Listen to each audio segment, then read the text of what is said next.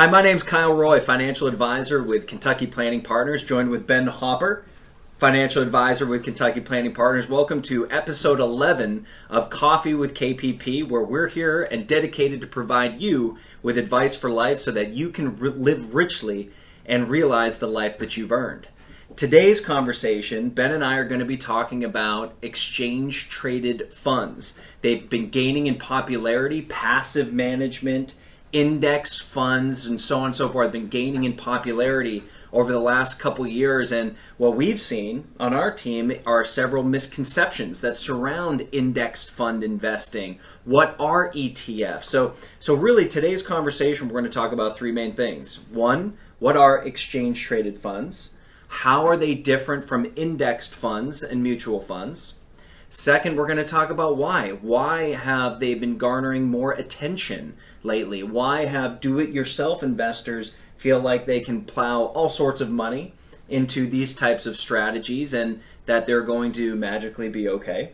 And third, we're going to talk about a process. What is our process specifically at Kentucky Planning Partners, and why investing with ETFs or anything for that matter, it's important to have a process. Absolutely, Kyle. I'm very excited to be on. Like Kyle said, my name's Ben Hopper, and advisor here with KPP, Certified Financial Planner. Just a reminder, at KPP, we do comprehensive financial planning here and wealth management. So this is a topic that's right up our alley. We see it every day, and we're excited to be here talking about it.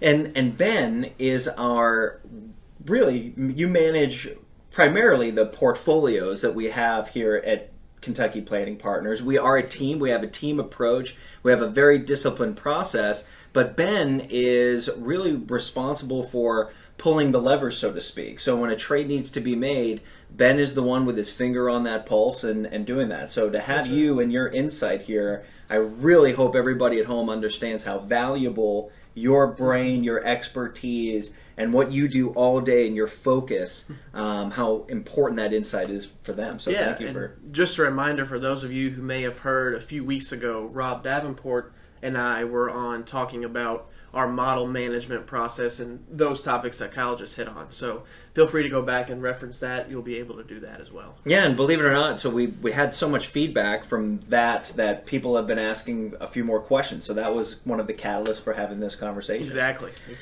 So let's dive right in. So exchange-traded funds and ETFs. So what are they? Why might people consider ETFs or index funds? What are they? How are they different from mutual funds? That's right. So with an exchange-traded fund, the main reason you might wonder why these types of products even exist, mutual funds, exchange-traded funds, index funds, is mainly for diversification. So there's all sorts of stocks out there, common stocks, McDonald's, AT&T, Walmart, Tesla, you name it. These types of products give you the ability to easily and cheaply invest in a wide variety of companies. So with an exchange-traded fund, you've got different themes that you might search for. You might want an ETF that focuses on companies that pay a high dividend. You might want an ETF that focuses on U.S. large-cap growth companies. You might like small-cap value. All of these different themes that you'll find in ETFs allow you the ability to invest in all sorts of different companies, usually stocks. Lately we've seen some bond ETFs actually come into play, but mainly stocks that you're going to find with ETF investing. And some of the main differences between an ETF and a mutual fund, for one, ETFs are going to trade more like a stock. So they're going to go throughout the day, their prices are going to fluctuate. With mutual funds, it's just at the end of every day that you're going to see a price difference in a mutual fund. Which is important. So with a mutual fund, if you call your financial advisor and you want to buy more of said mutual fund or sell out, if you call him or her at 10 o'clock in the morning, it's not going to be until the next day that you see that trade fill, that trade execute. Whereas with a stock, if you want to buy a certain individual stock at 9:30 when the market opens, you'll be able to get that stock as soon as it fills. It might take 2 seconds, it might take 2 hours, but you'll be able to have access to that transaction in the middle of the trading day. So there's more flexibility, potentially more liquidity, but I would say most importantly, what that does is it gives you more transparency, because at any time you can know the value of your holding with the ETF. And like Ben said before, well, many people out there are intimidated to trade individual stocks. There are certain stocks that, as we film this in mid-December of 2020, the Tesla has been on the front page of every financial newspaper. It's up over 700% year to date. Who knows where it's going to be in 2 months? Some companies have a price target at 95. Other companies have a price target over 2,000. Who knows? We don't have a crystal ball. We can't predict the future. But you might think as an investor that whether or not Tesla does well, you believe electric cars are not going anywhere. Or in other words, you believe that the technology that Tesla has founded is going to be the wave of the future. So what an ETF does, instead of having to take that risk of investing individually in one company and placing all your bet on that one holding, an ETF allows you to spread out the risk, and you might buy an ETF that is focused on emerging technology even, or is specifically the automobile sector that might have something like that. So you can really get more specific than a mutual fund perhaps, but also more diversified than an individual equity. That's right. And one of the other key differences that we have to hit on with a mutual fund is that you're going to have an active manager that's there, or maybe a management team even, pulling the levers for that mutual fund. And for a lot of investors and a lot of strategies, that might be a good thing. But you're going to pay for it. So the key with a mutual fund is that you've got active management where they're buying and selling those securities actively, but there's going to be an expense ratio that goes to pay for them, because that can't be free. That's right. With an ETF, people don't work for free. That's right. Yeah. With an ETF, you're looking for more of a passive approach typically. We've seen more actively managed ETFs pop up recently, but generally speaking, you're going to find a more passive investment strategy with an ETF. And we believe that a lot of times that can be a good thing. But yeah, and so really the two main reasons why ETFs have been so attractive as they've gained popularity the last 10 years is the passive approach. Yes, we saw a dip in the market in March of this year with coronavirus. S&P was down over 30%. It was a tremendous decline. But if we look from the last 11 years, we are still in what many believe to be a cyclical bull market. So as the markets continue to go up, there are investors that might be in their 30s or 40s that just now are in the peak earning years of their life. They have savings, and they've never really been impacted by a bear market. So passive investing, just buying what they think to be the market and going, it has been a winning strategy, quite frankly, perceptively. So we're going to talk about that in a moment. But also fees, low cost. So in an environment where people don't want to overpay for anything, it's particularly money management, ETFs are relatively inexpensive.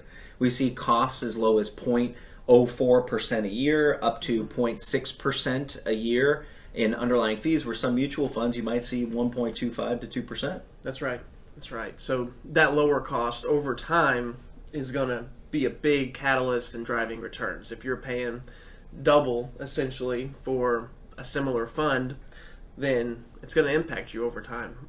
That's right. But let's talk about the difference though, because so many people in our side, we use words like active and passive money management. It's like breathing for us, right? So let's talk quickly about what the difference is between the two and when you might want to use one strategy or one style versus another. Sure. So with an active approach, it really is what the word says. It's active. It's buying and selling a lot more tactically sometimes. It might be based on certain trends in the market that a manager sees. They might make a certain transaction because they see this trend going on. They see this company doing something in particular. So it's a human actually managing the asset. Absolutely. Whereas a passive approach is exactly what the word says, passive. It's going to focus on achieving good, strong, risk-adjusted returns over time, and it's going to just trust that markets are efficient, that they are capitalizing on information out there that a human being can't use a crystal ball to really consistently outperform the market. So a passive approach in a lot of spaces, like large cap or mid cap in particular, might be a better approach. There's studies that will point you in one direction or the other in that regard. So it's kind of like a man versus machine challenge, right? So in a way. In other words, so the passive strategies, the way that I understand them, is with a passive strategy, it's like you have a team of people built a machine, and part of that machine when it comes to investments has certain algorithms or automatic indicators that will show up when a stock needs to be bought or sold. And those humans will build the machine, flip the switch, and it'll go. And the machine does the work. And when there's less labor involved, having the machine do the work, that savings, that cost and savings end up coming through to the individual investor. Absolutely, in more ways than one. So what we mentioned earlier was that nobody works for free, right? So a mutual fund manager has to get paid through an expense ratio and expenses associated to own the fund. The other way that investors are paying more in certain instances for active versus passive management is going to be in taxes. Uncle Sam's got to get paid too. So with a mutual fund, whenever they're actively buying and trading those securities, a lot of times there's going to be what's called a capital gain that's generated. Yeah. When a capital gain is generated, that gets paid out at the end of the year. So right now, that's one thing that we're studying a lot with our mutual funds is what mutual funds are paying a capital gain. And what happens is that investor is going to be tagged for the tax on that. So with an ETF, there's not as much turnover. There's not someone buying and trading stocks generating capital gains. Whereas with a mutual fund, you're going to find that very commonly and have to pay more taxes in that. So ETFs are going to be more tax efficient generally than mutual funds. Yeah, and I've always said that a tax is a fee that you don't get to spend. A tax is no different from any other cost that you incur with your investments. So understanding and knowing the tax consequences of your underlying investment is huge. Now, it seems though that we've been not necessarily bashing active money management and mutual funds because we use active mutual funds in our management style. Sure. So there are mutual funds that we really like. So I want to be very clear. It's really important, I think, at times to have a human on the lever and making those decisions. So one of the examples, for instance, is certain asset classes. So right now we know that technology has been doing really, really well. And we can't predict the future. Past performance is never an indication of future performance, but technology seems to be doing well. That might be a sector where having a passive approach may benefit. But there are also sectors like, I'll go into the weeds a little bit, small cap investing, investing in small companies. We're in the middle of a pandemic. Restaurants are struggling, so their food distributors are struggling. Shipping companies might be struggling because they're delivering fewer goods. So the tool and die shops that take care of those shipping industries might be struggling as well. And these are all Main Street American small and mid-sized companies that might be hurting right now. And even though they're hurting right now, that could create buying opportunities for investors because there will be a light at the tunnel. The economy will eventually come back, we believe. And having human beings look at these types of companies where a computer might overlook them as being weak or not very strong buying opportunities, a human being might recognize the value in a certain management team at a small or mid-sized company and realize a buying opportunity for that future gain. So making sure that you have an understanding, and our process at Kentucky Planning Partners is when our team sits down and we ultimately decide which sectors are we leveraging the extra expense of having active money management versus what sectors seem to be full steam ahead going on their own where a more passive approach, low cost approach may work. And generally that's a diversified not only way to mitigate risk but also capitalize on certain opportunities. Absolutely. And the overarching theme when I hear Kyle say something like that that I think of as balance. So it's important to have a balance in that approach, whether you're an older investor who's in retirement, who's wanting income from their investments, or you're a younger investor looking to be aggressive. It doesn't matter. You still need that balanced approach to really try to generate the best risk-adjusted returns over time. That's right. Good. So I think we've really talked about the difference between exchange-traded funds, indexed funds, and mutual funds. So now let's talk about quickly why they've gained in popularity. We've talked about a little bit about that. My thought is that there are really two reasons: simplicity and cost. Exchange traded funds or passive money management, people think, why am I just going to buy individual funds? Or I hear people say, why am I going to hire a financial advisor where the markets just go up, I'll buy an index and I'll be fine, and I can do so with very little fees in my portfolio. And quite frankly, index funds and exchange traded funds have delivered on that. But so let's talk about that and how we've incorporated them perhaps a little bit. And then I want to move into why that could be that can be a bit of a trap for certain investors. Sure, and I think one topic on that, it goes back to that mindset of it's hard to pick individual securities. Yeah. And when it comes to ETFs, that simplicity that Kyle talks about, it makes sense in many balanced portfolios, like we mentioned.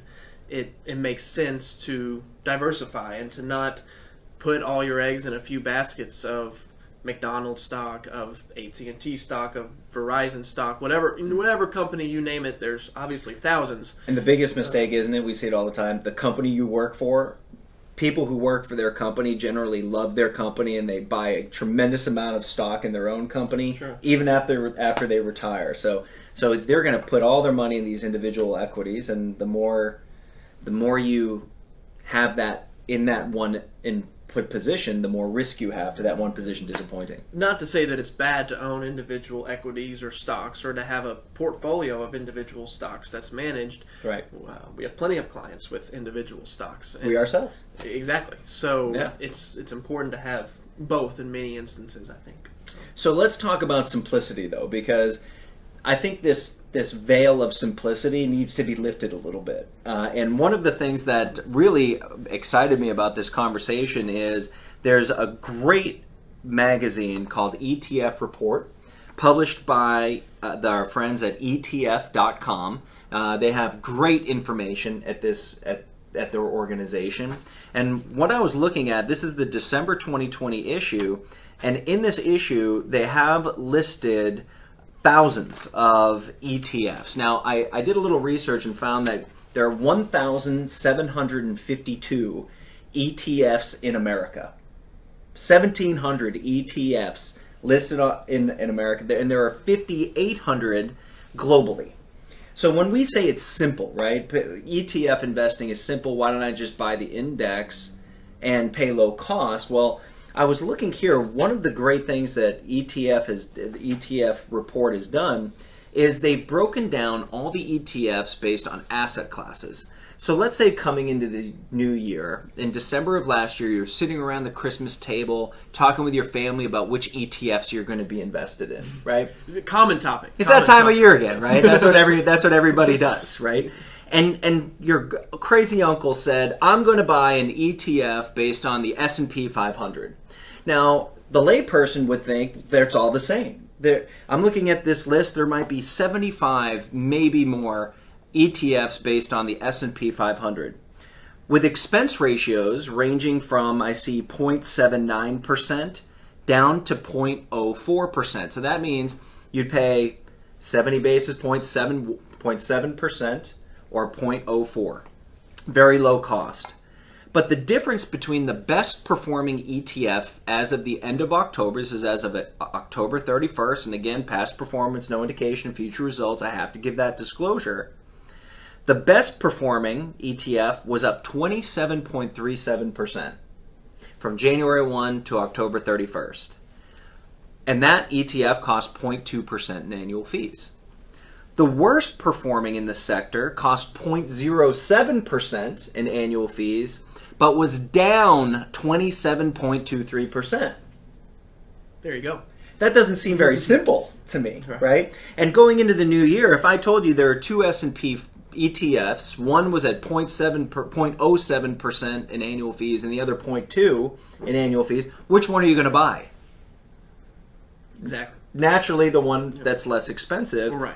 But the difference in your experience can be tremendous. So I look here, when I look at the real estate sector. In the real estate sector, there are about 20 ETFs. The best performer was up 6.06%. So if you say, I want to get a real estate ETF, 6.06%. The worst performer down 41.54%. That's quite a different experience. So let's talk about our process a little bit again. What do we do to make sure we have a way to filter through all this noise, so to speak, for our clients and make sure that our clients have a more consistent experience and we're not necessarily just chasing what's hottest? That's a great question, and it really gets into the bread and butter of why clients hire us to do this. We are going to study, obviously, all of these ETFs, filter through them using different softwares, using different research, and really get down to the nuts and bolts of which are our favorites, which are the ones that make the most sense, which have the best strategies given the current economic landscape. We're going to talk with the companies that manufacture these exchange-traded funds. So all of the funds that Kyle just referenced in this sheet, there's a different company that is paid and works to make them. Mm-hmm. So we are able to talk with all of these companies. We're able to be very agnostic. Like we've mentioned before, we use LPL Financial, the largest independent broker-dealer in the country. And through them, we're able to find all of these exchange-traded funds, all mutual funds also, stocks, bonds, you name it. Mm-hmm. But we're able to meet with these representatives from each company, talk with them, learn more about their process, learn more about their theories, and decide, hey, does that make sense? Does that fit with what we believe? Does it make sense over time? Is that a viable strategy? Is it going to work in a balanced portfolio? Is it going to work in our models? Mm-hmm. And that's really what we focus on here in our money management. Yeah, and when we look at I'll go back to that machine analogy. So remember, all these exchange-traded funds, again, are passive investment strategies. So each one of these line items, if you can see them quickly, each one of those line items, there's a team that has built a machine, so to speak, that have turned the switch on. And in some environments, those machines are going to outperform the other. So what to Ben's point, to have a process and to have a relationship, we have a relationship with these companies and the representatives from these companies. We can call the portfolio managers, we can call the engineers that developed those machines and really understand what mechanisms are working, because quite frankly, it's the smallest little bit, the smallest little widget in that machine could absolutely throw off the performance. And whatever algorithm or whatever metrics those companies are looking at can be the difference between great performance and great loss in the same category, and also with significantly less fees. Mm-hmm. So in investing, great, there are some great exchange traded funds at a low expense ratio that outperform other ETFs with high expense ratios. But what I find is that investors do two things to determine where they invest. The average investor looks at past performance. So what they might do is they might subscribe to ETF.com, get this magazine, and say, last year, this ETF was up 27%. So what does the average investor do? Buy that fund. They buy it, right? They buy it after it's run up, and then next year what happens? It'll go down, or it won't. Potentially. It won't be on the top of the list. It's the old adage of buying low and selling high is the goal. That's right. And what a lot of investors can get caught up in is doing the exact opposite. Exactly. Buying high, selling low. I often, a bit of my eclecticity kicks in.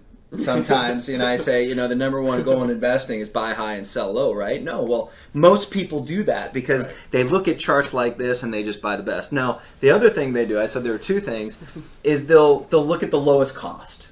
If it's not past performance, they'll look at the lowest cost. So with this chart, I see, well, gosh, I'm going to buy that ETF based on the S&P 500 for 0.07%. Why would I pay 0.2 or 0.65% for the same thing? If you don't understand the process, if you don't understand what you're buying, don't buy it. Because that 0.07% in fees, if you had bought this in January, would have cost you 27% of your asset through October. Exactly. As opposed to, paying 3 times more in fees, but being up almost 30%. So, Right. so I think there's a lot here to unpack. We're getting to the time that we want to allot. But I really think this conversation is important. It is, and I think to wrap everything and really summarize, we wanted to come from an education standpoint and give you all some of the intricacies, some of the details, comparisons surrounding exchange-traded funds. They've gained in popularity. But the overarching thing I think to remember is that it's not black and white. Here's the answer. I think a lot of investors get caught up in thinking you just need to buy a couple mutual funds, or you just need to own common stocks, or you just need to own index funds. I hear all the time one way in particular is the right way to go. But I think it's important to really remember, like we talked about, is having that balance, having a diversified portfolio, multiple accounts potentially, And humility. Humility. You might own some common stocks, you might own some ETFs, some exchange traded funds, you might own an index fund, you might own mutual funds, and have a wide basket of active approach, passive approach, high expense ratio, low expense ratio. I think it's important to kind of jive everything and balance it all out. We really like that approach at Kentucky Planning Partners. That's right. And all of that, so the money management side of it, making sure your investments are in the right place, is all under the umbrella of a comprehensive financial plan. Because all these investments that we talk about here, we love our process and the relationships we've had. Sometimes we outperform, sometimes we underperform. And it's not going to be any different in the future, but we know what we own. We know what our clients own. We have a process to monitor our investments, but it's all about the relationship with our clients and the people, and making sure that what we have here, the investments are in line with the goals of our clients in the future, and making sure that, again, that they can realize the life that they've earned. And without a comprehensive financial plan and knowing your balance sheet, how your real estate is working with your investments, how your 401k is talking to your Roth investment, your Roth IRA, and how your two spouses accounts are working together to accomplish that long-term goal. That's all part of it. So anything else before we close out, Ben? No, I think what Kyle just hit on the end is the most important thing, and that's the value we provide to all of our clients is investment management services that are tied back to the financial plan and always reviewing that plan and investments in line with one another. So thank you all so much for tuning in. Thank you for listening. Thank you for watching. We have a lot going on here at KPP. We wish everyone a Merry Christmas, and thank you so much for tuning in. Absolutely, I echo that. Merry Christmas, happy holidays to everybody, no matter where you are, no matter what holiday you're celebrating right now. I just hope and pray that you enjoy time with loved ones. Looking back on the year, I know it's been a challenge, but I encourage everybody to look for the blessings as well.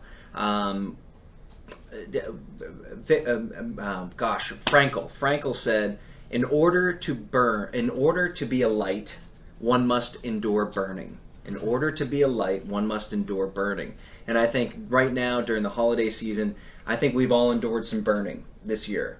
And I hope that we can take that pain and use it to grow, get stronger, our families, each other, our communities. So with that said, I hope everybody has a very, very, very happy holiday. And on behalf of everybody at KPP, thank you for watching.